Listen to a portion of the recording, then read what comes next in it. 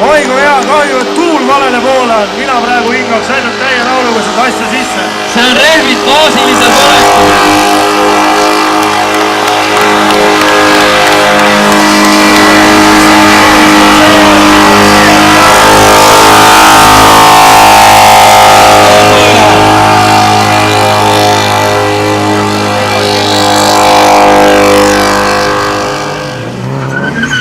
No nii, tule! Hakkab looma juba hommiku vara!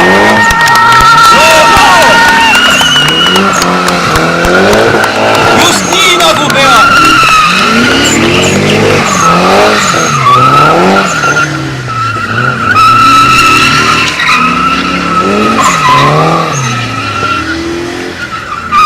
Ega palju seda asja nii ei jäta, paar ringi ikka veel!